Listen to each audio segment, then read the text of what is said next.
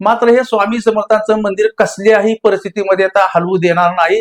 याद राखा, श्री स्वामी समर्थांचं जर मंदिर तुम्ही हलवाल तर श्री स्वामी समर्थांची तुमच्यावरती अकृपा होईल. स्वामी समर्थ कोपल्याशिवाय राहणार नाही. स्वामी समर्थ तर कोपतीलच, मात्र भाविकांच्या मध्ये सुद्धा खूप मोठा असंतोष होईल. नमस्कार, मी दादासाहेब चोरमले. मी आज आपल्याला एका वेगळ्या विषयावरती छेडणार आहे. फलटण येथील गिरवी नाका परिसरामध्ये श्री स्वामी समर्थांचं मंदिर उभा आहे आणि या मंदिरामध्ये दररोज हजारो भाविक भक्त येतात, पूजा अर्चा करतात. हे मंदिर पूर्वी दुसऱ्या ठिकाणी होतं, त्या ठिकाणावरून रस्त्याचे वाहतुकीची कोंडी होती म्हणून ते मंदिर हलवण्यात आलं. त्या ठिकाणी ते नगर परिषदेने बांधूनही दिलं. मात्र पुन्हा नव्याने हे मंदिर हलवण्याचा जो घाट घातला गेलेला आहे तो पूर्णतः चुकीचा आहे.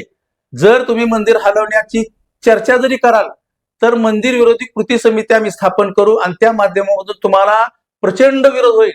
हे मंदिर हे नागरिकांचं, भाविकांचं श्रद्धास्थान आहे आणि या मंदिराला जर तुम्ही हात लावाल तर श्री स्वामी समर्थांची तुमच्यावरती अवकृपा होईल. सत्ता आली म्हणून तुम्ही कुठल्याही पद्धतीनं कामकाज करू शकत नाही.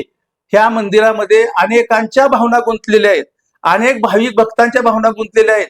फक्त एकच दिवस थोडासा प्रॉब्लेम येतो, तो म्हणजे गुरुवारची जी आरती असते त्या आरतीच्या वेळेला त्या ठिकाणी एकत्रित हजारो भाविक येतात आणि त्यामुळे थोडस वाहतुकीचा प्रश्न निर्माण होतो.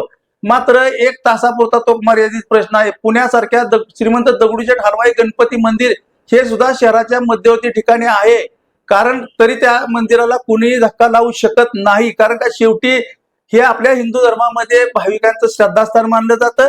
त्यामुळे नगर परिषदेने या मंदिर हलवण्याचा जो घाट घातलेला आहे तो पूर्णतः चुकीचा आहे. आणि हे जर तुम्ही करण्याचा प्रयत्न कराल तर तुम्हाला त्याच पद्धतीने उत्तर दिलं जाईल आणि कसल्याही परिस्थितीमध्ये श्री स्वामी समर्थांचं मंदिर आम्ही हलवू देणार नाही. एवढंच फक्त आज मी तुम्हाला या नमस्ते फलटणच्या माध्यमातून तुम्हाला सूचित करू इच्छितो. जय महाराष्ट्र. मी निलेश तेलखडे, शिवसेना शहर प्रमुख फलटण.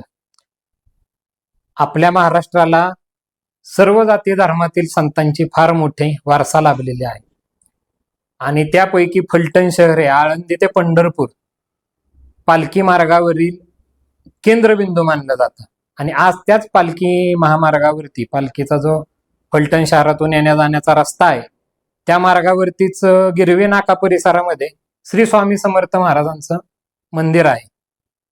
तर फलटणच्या सत्ताधारी गटाने संतांना सुद्धा राजकीय कचाट्यात आणण्यासाठी किंवा भाविकांच्या श्रद्धेला तिथे चिरडण्याचा त्यांच्याकडून जो केविलवाना प्रयत्न होतोय, घाणेरडा प्रयत्न होतोय, आमच्या धार्मिक भावना ज्या दुखावल्या जात आहेत हिंदूंच्या, तर त्याच्या विरुद्ध शिवसेना म्हणून मी, माझा पक्ष सत्ताधाऱ्यांच्या विरोधात सर्व भाविकांना सोबत घेऊन निकराचा लढा देऊ आणि त्यांचं इप्सित साध्य होऊ देणार नाही.